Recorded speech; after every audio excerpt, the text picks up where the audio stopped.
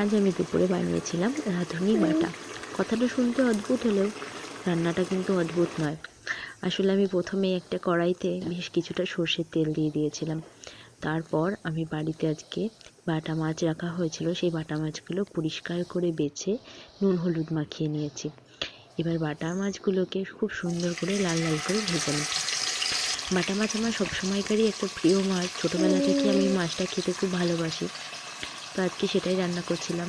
আর ওই যে দেখো, কতগুলো ফল ফ্রিজে ছিল, ঠান্ডার জন্য খাওয়াও হচ্ছে না, সময় মতো বার করাও হচ্ছে না। তাই আজকে ভাবলাম একটু বের করে রাখি। তো আমি রোদ্দুরে দিয়েছি একটু যাতে গরমটা হয়।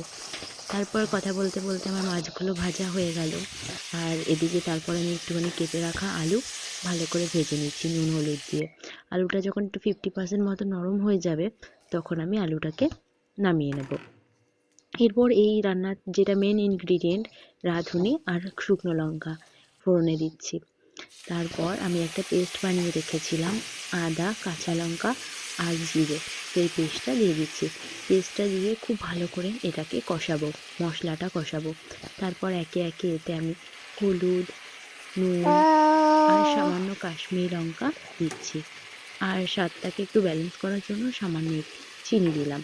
দিয়ে মশলাটা ভালো করে যখন কষে আসবে, তখন আমি আলুটা দিয়ে দিলাম আগে থাকতে, যাতে আলুটা খুব ভালোভাবে সিদ্ধ হয়ে যায় রান্নাটার সাথে। তো তোমরা কারা কারা বাটা মাছ ভালোবাসো আমাকে অবশ্যই জানাবে। এবার আলুটা ভালো করে যখন সিদ্ধ হয়ে যাবে, ওই যে মশলার বাটিটা রেখেছিলাম, ওই বাটিটা ধুয়ে পরিমাণ মতো আমরা জল দেবো। দিয়ে মিনিট 5 মতো ঢেকে রাখবো। মশলাটা কিন্তু খুব ভালোভাবে কষাতে হবে। যখন দেখবে শুকনো শুকনো হয়ে এসছে এবং খুন্তির সাথে আলুগুলো সব লেগে লেগে উঠে আসছে, তখন সেই জলটা দেবে। দিয়ে একটু নাড়াচাড়া দিয়ে ঢাকা দিয়ে রাখলাম। তারপর একে একে মাছগুলো ছেড়ে দিয়েছি। খেতে কিন্তু খুব দারুণ